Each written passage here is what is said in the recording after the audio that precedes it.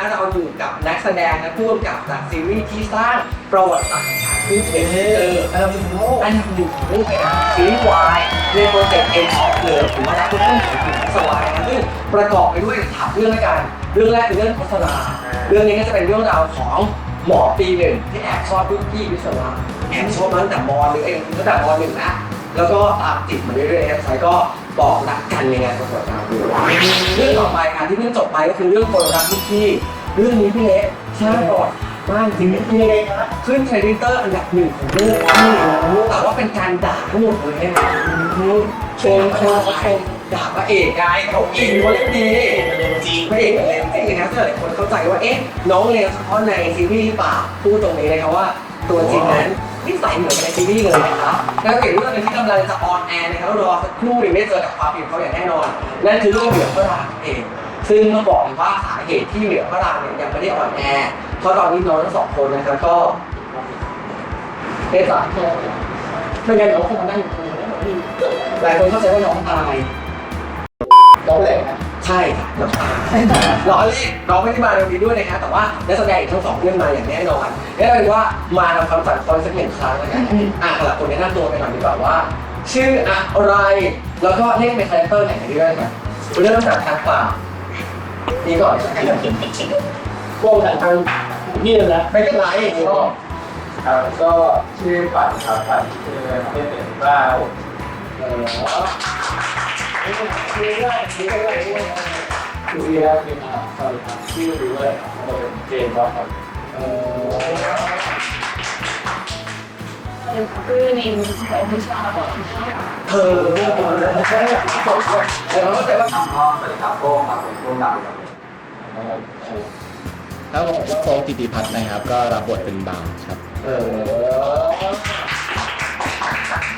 สวัสดีครับพี่นายกองครับผมรับบทเป็นผู้หญิงนี่สวัสดีครับขำที่รออะไรยังไงASMR สวัสดีครับผมปอวรรณรัศมีรัตน์รับบทเป็นมาร์คครับผม โอเค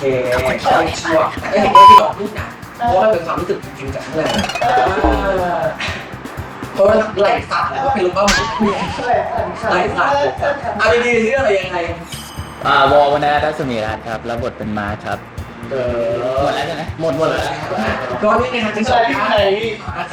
ที่ไหนอ๋อนี่ใครเป็นการยิ่งหวาเป็นซุยนะไม่เหมือนที่หวานกระโถนมากกว่าครับพี่เอาอย่างนี้ดีกว่าซึ่งแต่ละคนเนี่ยก็คือเป็นกลุ่มเพื่อนกันเราเนี่ยจะเป็นโปรเจกต์ได้เห็นพวกเราทุกคนในเรื่องอย่างแน่นอนขึ้นอยู่ว่าเรื่องไหนใครจะเป็นผู้หลักผู้รองเพราะว่าเอาอย่างนี้ดีกว่าก่อนที่เราจะไปในเรื่องอื่นๆมาที่เรื่องแรกก่อนกับเรื่องทัศดาซึ่งวันนี้ทัศดาเนี่ยมากันแค่ของพี่บาคนเดียวนั่นเองถามพี่บาเลยก่อนดีกว่าว่าสำหรับเรื่องนี้ความรู้สึกได้รับบทเป็นพี่บาเป็นรู้สึกยังไงบ้างก็ความรู้สึกที่ได้รับบทเป็นพี่บาครับรู้สึกดีใจครับที่ได้รับบทนี้เพราะว่ารู้สึกว่าตัวบาเองกับตัวโฟกเองเนี่ยมีความแบบคล้ายกันมากแล้วก็ตอนแสดงก็คิดว่าแบบบทเนี้ยในเรื่องนี้ก็น่าจะเหมาะกับเราที่สุดแล้วครับชอบนะบทเนี้ยในเรื่องเหมาะเราที่สุดแล้วก็เป็นผู้เยาว์วัยผู้เยาว์วัยสุดคนนี้ไม่ได้นะพี่ดาวไม่ได้ถามไม่บอกว่าที่เมื่อกี้ผมมีการบอกว่าพี่บากับโฟกมีความคล้ายคลึงกันสิ่งที่พี่บาเขาเหมือนกันคืออะไรคิดว่าเป็นในเรื่องของอารมณ์และความรู้สึกครับอย่างเช่นแบบปากว่าแต่ใจอยากแบบภายนอกอาจจะดูแบบขรึงขรังแค่ขรึงขรังโอเคขรึงขังภายนอกจะดูแบบขรึงขังอะไรอย่างนี้ใช่ป่ะแต่ภายในแบบอ่อนน้อมอ่อนโยนใช่อ่อนโยนแต่จริงที่มันมีความปากว่าถึงนะแบบเหมือนแบบเรื่องมีความปากอย่างใจอยากอ่ะคือแบบไม่เอารอสักครู่รอกันก่อนดูกันไปเรื่อยๆดีเขามาจุดมาเราเป็นคนแบบไหนวะก็ถึงนิดนึงเอาอย่างนี้หลังจากที่ซีรีส์ออนแอร์เรียบร้อยแล้วฟีดแบ็กผลตอบรับเป็นยังไงบ้างจากกระแสที่แบบก็โอเคนะครับก็รู้สึกพอใจแล้วก็แบบแล้วก็โอเคครับโอเคก็เป็นสิ่งแล้ว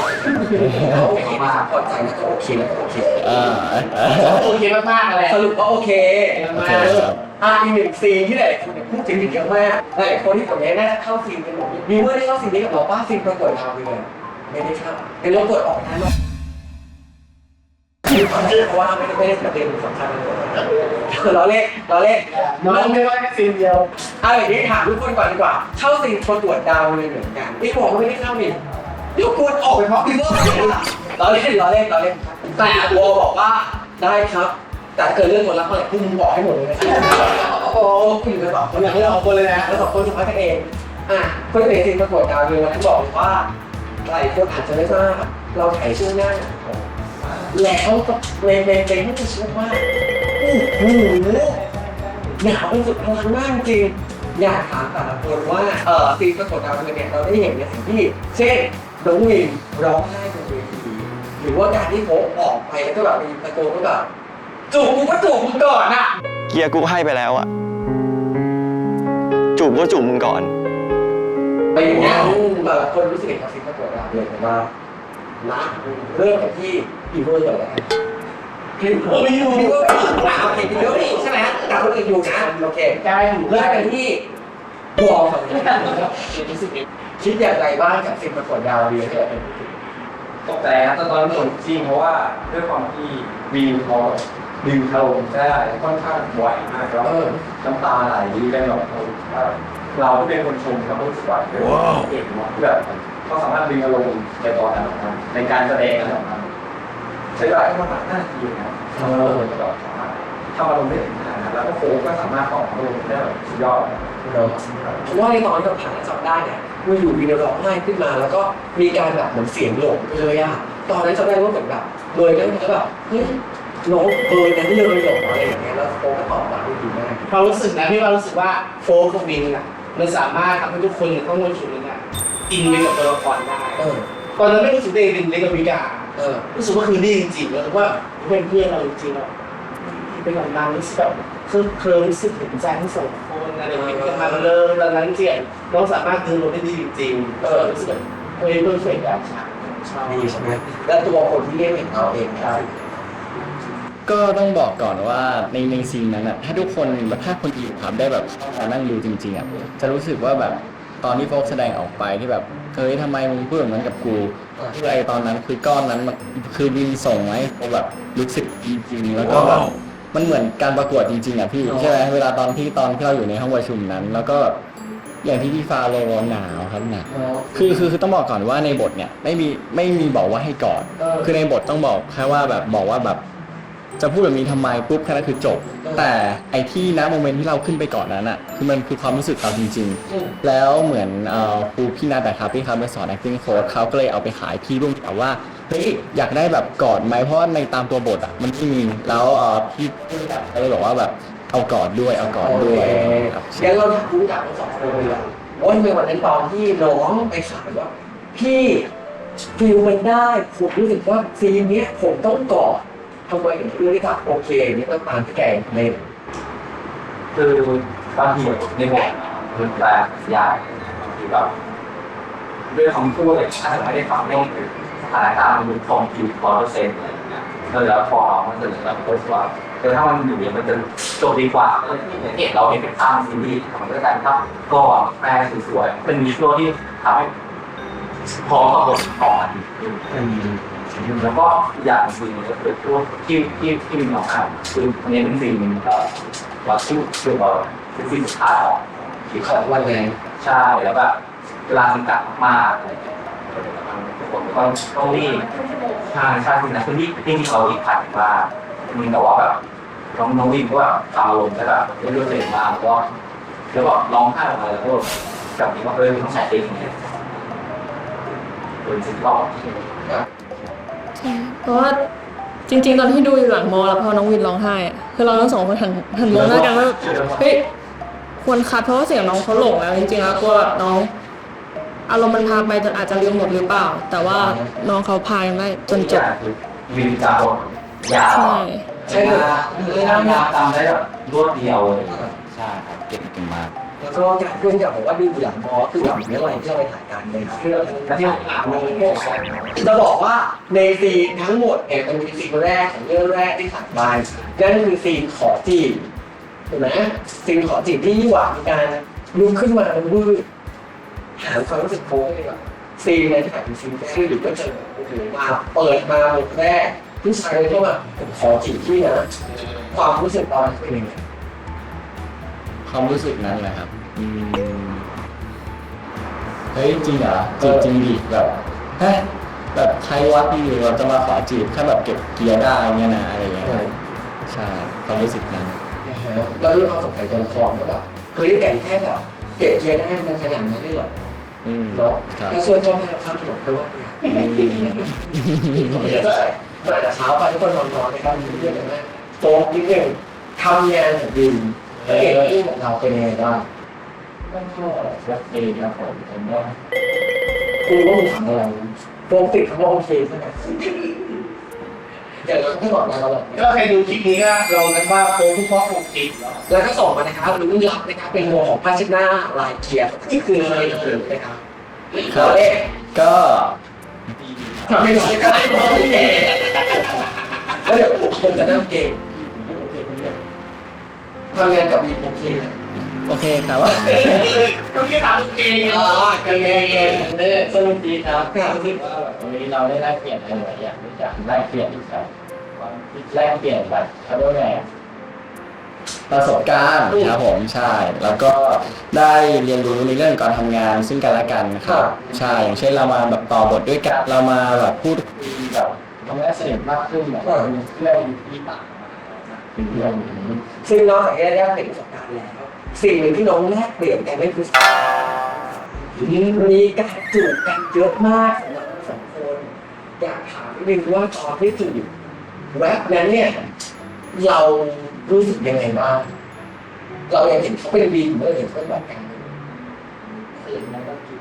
คือก่อนที่เราจะจูบกันเนี่ยเรานัดกันมาครับว่าเฮ้ยจูบเลยนะจริงๆเลยทำให้มันเต็มที่ขอให้แบบเทคเดียวผ่านเลยอยากให้มันดูเขาแบบทีนี้นะทีเนื้อกับเราด้วยคือนัดก็จูบครับแต่ว่าตอนจูบก็จูบบ่อยใช่ไหมครับ ถามว่าอะไรเอาเรื่องของถามลูกอยากบ้างดีกว่าจูบกับน้องมิน ไม่ใช่คนนั้นจะ อ๋อเนี่ยเข้าใจที่เข้าใจกันโอเคถามเรื่องอยากนะที่เขาจูบกันเนี่ยเรารู้สึกไงพอใจกับสิ่งที่น้องแสดงมาดีกว่า มันเป็นเรื่องของเขาเลยเพราะว่าเขาได้เป็นจริงมีส่วนกว่าพี่มีพูดมาว่าเสร็จแต่ตอนนี้แค่ทำของกันก็ดีกว่าคือมาเราว่ามันไม่น่าจะแบบมีสเต็ปค่ะ ก่อน แล้วพอน้องมันถูกเราก็มีข้าวก็ไม่หายก็ไม่มีถูก สปิริตอะไรนะอาจจะเคยก็จะงงเรา แบบข้าวมันสวยแล้วมันถูกที่ก็เลยเชื่อว่าเราทำเป็นจริง เหมือนกันนะคือเทคนั้นเราไม่ตอนแรกเราแบบไม่คิดว่าในเทคแรกอย่างเงี้ยจะแบบเต็มที่ขนาดนั้นอะไรอย่างเงี้ยใช่ครับก็ดีก็ทำให้แบบรู้สึกจริงมาก โอเค มึงทำอะไรของมึง ผมขอโทษที่ผมทำแบบนี้ ถ้าหากว่าพี่ไม่ชอบที่ผมทำอะขอโทษพี่จริงๆครับ มึงจะพูดพร่ำอะไรนักหนา ผมขอโทษ ขอโทษ ขอโทษแล้วกูได้อะไรวะ มึงเห็นกูเป็นตัวอะไร เห็นกูเป็นดาวหรือไง ที่มึงต้องได้เป็นเดือนก่อนแล้วมาขอมาคบงี้เหรอ ครับ มึงจะขอคบอ่ะ มึงก็ขอคบดีๆดิ เกียร์กูก็ให้ไปแล้วอ่ะ จูบก็จูบมึงก่อน แล้วขอคบเงี้ย กูยังต้องขอมึงอีกเหรอ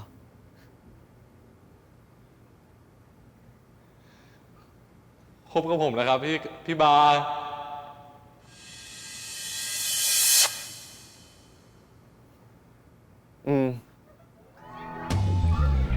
ยังเป็นอย่างนี้ตลอด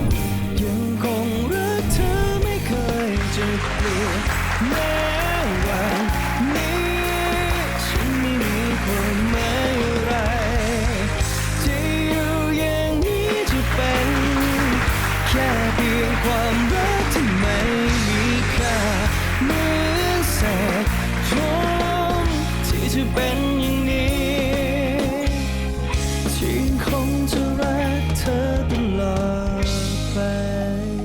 นี้เดี๋ยวก่อนจะถามเกี่ยวกับความประทับใจ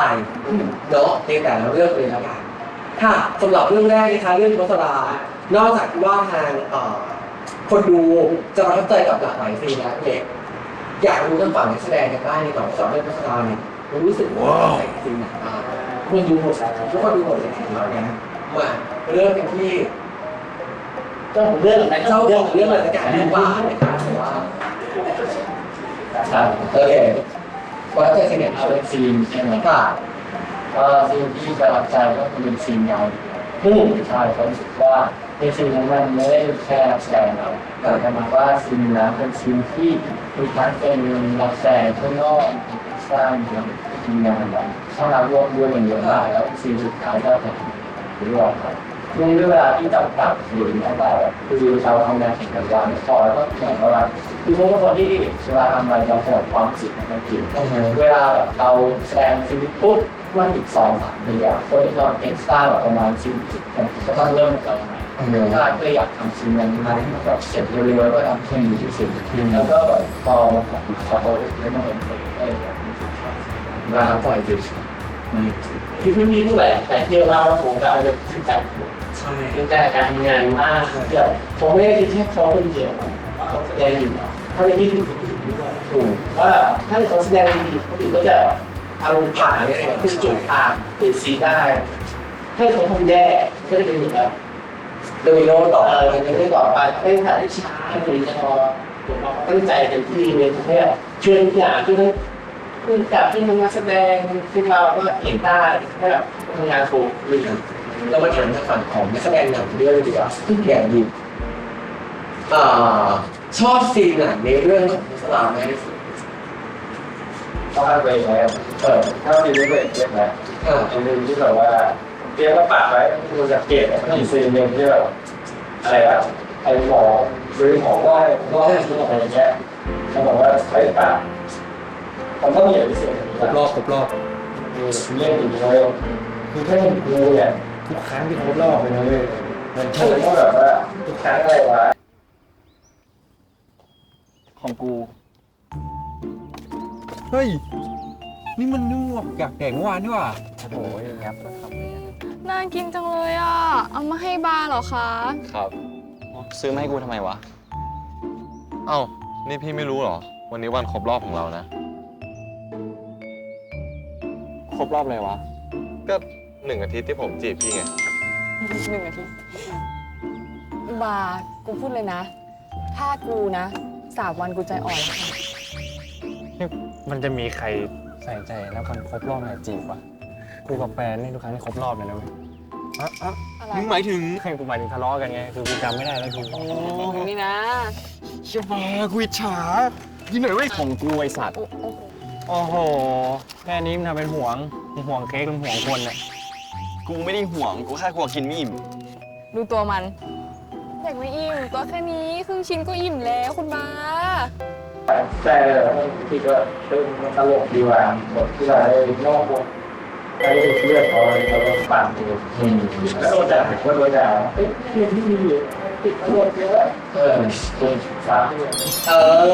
เขาโหดนะเขามีอย่างแล้วอย่างป่าเราชอบซีนไหนมากที่สุด ทุกซีนที่เป็นกินข้าวครับ ครับ เพราะกินจริงครับ แล้วก็หิวจริง กินจริงทุกซีน บาร์มันหลับตั้งแต่สไลด์ที่ 50 ยันอาจารย์บอกว่าเลิกคาร์ดอะทำไมมันหลับวะ ปกติมันไม่หลับนี่หว่า มึงมันเมามากเมื่อคืนอ่ะเมาพวกมึงอีก ว่ะเมื่อวานไอ้น้องหมอมันไปส่งมึงไม่ใช่เหรอ เป็นยังไงวะฮะ อะไรเป็นไง มันจะเป็นยังไงล่ะ คน2 คนอยู่ในห้องเดียวกันอาจเป็นใจ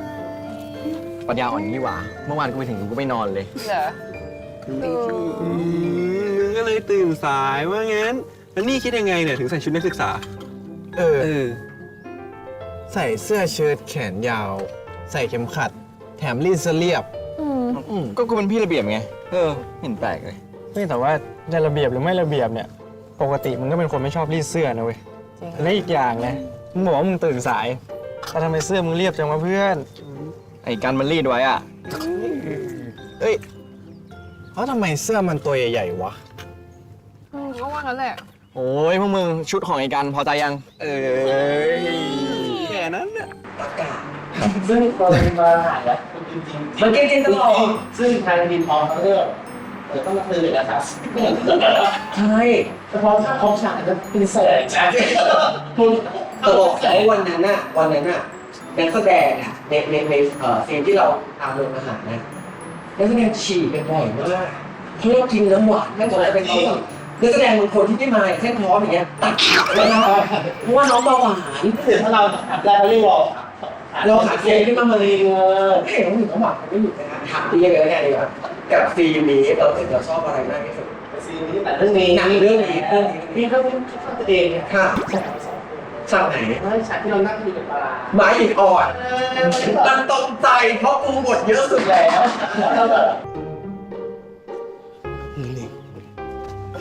อะไรอ่ะอ้าวนี่ตีกูนั่งได้ดิมาดิ อีบาเพื่อนมึงไปไหนหมดเนี่ยทำไมไม่นั่งคนเดียวเนี่ย กลับหมดแล้วดิ5 โมงเย็นแล้วเนี่ย แล้ววันนี้น้องหมอของมึงไม่มาด้วยเหรอ มาทำไมอ่ะ เอ้า ก็ที่พวกกูมาเนี่ย พวกกูหวังผลกันเลยนะเว้ย ของคนเล่นของมึง ก็หวังจะเจอน้องกันไงอีหล่อเว้ยจริงไม่ได้เรื่องมึงอ่ะ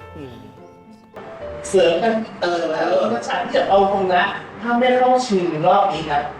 เขียนได้ ซึ่งหลายคนก็จะถามว่าเข้าชิงพวกออสการ์และล่าหรือเปล่ารู้นะครับเป็นการเข้าชิงเปรตนั่นเองเป็นเทศกาลใช่ต้อง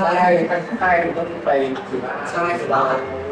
โอ้ยชิงออสการ์เลยเล่นดีมากฉากนั้น แต่จริงว่าไฟประทับใจขนาดนี้มันแข่งนะเพราะว่ามันเป็นการเข้าชิงกับพี่บาครั้งแรกแล้วก็บทเนี่ยน้อยมากก็เลยสั่งว่าทำยังไงให้เรามีตัวในซีรีส์เรื่องนี้บ้างก็เลยโอเคมึงเพิ่มเองแล้วก็เล่นกันไปเรื่อยๆสำหรับคนออกแบบก็ดีแต่ชอบสิ่งที่เรียนสมองก็คือว่าเราค่อนข้างใช้ทักษะเรื่องของการปล่อยคลิปเยอะมากแต่สิ่งที่คนดูสนใจจนโพสต์ลงทวิตเตอร์เยอะมากนั่นคือบอกว่า5 โมงเย็นแล้วแต่รายการที่ฟาโรใส่10 โมงเช้าเป็นไงคะของที่ดูชอบ ต้องใส่ใจที่เราเนี่ย ใส่ใจแล้วแล้วอย่างสอนคนล่ะที่ไม่ได้ร่วมเล่นในเรื่องนี้ด้วย เราชอบสิ่งจริงตัวของวอลก็โผล่มาเหมือนกันแล้วโผล่แต่ละครั้งคือเจ็บใจมากเหมือนกันนะคิดว่าร่วมคุยกับหมอกาที่ไม่รักใช่จริงนั้นได้ถึงเข้าไปสอนคนแล้วโดนแบบถักออกมาเราสึกอย่างไรบ้างกับสิ่งนั้น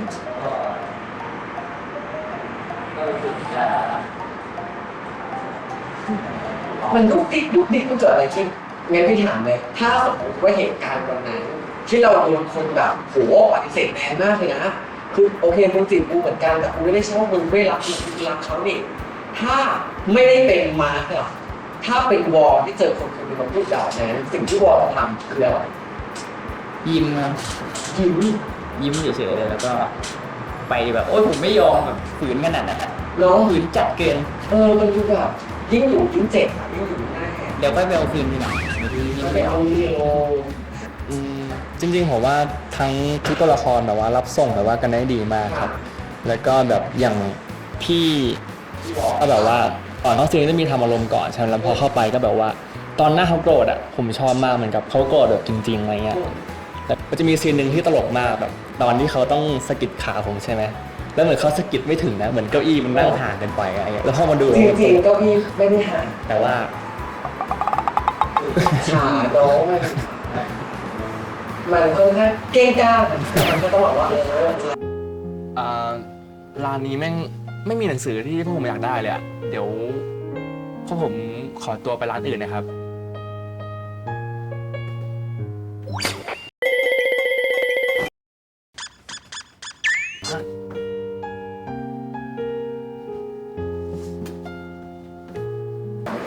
ก็รู้สึกว่าพอดูแล้วมันตลกมันดูน่ารักดีมันดูปุ๊กปิ๊กอะไรอย่างเงี้ย ปุ๊กปิ๊กนะพี่เอ๋นี่เป็นเรื่องแรกที่ได้มีการแบบออกไปสู่สายตาของแบบประชาชนชาววัง เรตติ้งก็แบบ เด็กดิ้นสุดเหมือนกันนะเรื่องนี้นะโอ้สุดท้ายอะอยากจะบอกอะไรกับคนดูแบบโผล่ติดตามเรื่องชนชรามาแต่ยังเป็นนิยายสุดท้ายใจว่าตัวหนังสือทุกตัวกลายเป็นตัวละครที่มีชีวิต แต่ผมก็ขอบคุณนะครับขอบคุณมาก ตอนที่เป็นไม่เคยอยู่แล้วก็ขอบคุณตอนที่เราชอบเป็นซีรีส์แล้วก็รู้สึกว่าแบบพิเศษมากๆการที่ตัวแทนเขาแบบเฮ้ยการที่เราเป็นเงินที่เราไม่ได้เรียนกันเราก็คือสิ่งที่โปรโมทแล้วมันเรารู้สึกพิเศษมากๆอันนี้ทำให้เขาเลยก็ไม่ได้เจอเราเลยก็ใช่ครับก็เดี๋ยวนี้ คุณผู้ชมพี่ดาวของตัวเองอ่ะยังไงเลยครับซื้อดาวให้ที่ไหนใช่ทุกคนมีแต่ความเลยเขาซื้อดาวแต่ละวันซื้อพอร์ตซื้อเงินอย่างหลังอ่ะเงินมันน้อยไม่ต้องการทัวร์เล่นทำไมวะเนี่ยมาส่งมาเนาะ ซื้อดาวเรื่องจริงเนี่ย ก็เขาพี่ดาวกันหมดเลยแต่เราจะดูว่าชื่อตัวเองเป็นดวงเป็นดวงดาวเหรอคะเพื่อนด้วยเฉียบค่ะหรือยังไงก็เป็นส่วนหนึ่งนะโอ้โหโปรเจกต์ของเรานะครับมีทั้งหมด3เรื่องด้วยกันพี่เล็กนี่เพิ่งผ่านไปแค่เรื่องแรกหลายๆคนอาจจะมีความจิ้นนะครับก็มีความรู้สึกว่าเฮ้ยคิดถึงเมื่อไหร่เรื่องที่3เหลือเมื่อรามจะมาสักทีแต่คุณขาบอกเลยว่าวันนี้เนี่ยมาแค่1เรื่องแรกแต่เรื่องต่อไปกับเรื่องนี้ไม่พูดถึงไม่ได้ใครก็ตามในการที่กำลังคิดถึงพ่อมีกับพี่วอที่เพิ่งลาจอกันไปเดี๋ยวสัปดาห์หน้าเขามีการกลับมากันอย่างแน่นอนแล้วบอกเลยนะครับว่าครั้งนี้เขาจะมาพร้อมกับความลับในกองความลับใครก็ตามที่สงสัยว่าก่อนฉากจูบเขามีวิธีการเตรียมตัวกันอย่างไรความรู้สึกตอนจูบจะเป็นยังไงแล้วระหว่างตอนจูบมีอารมณ์ขึ้นมาหรือเปล่าสัปดาห์หน้าได้เจอกันแน่นอนนะส่วนของสัปดาห์นี้ต้องลาไปก่อนแล้วสวัสดีค่ะแต่ว่าลาชนะเพราะว่า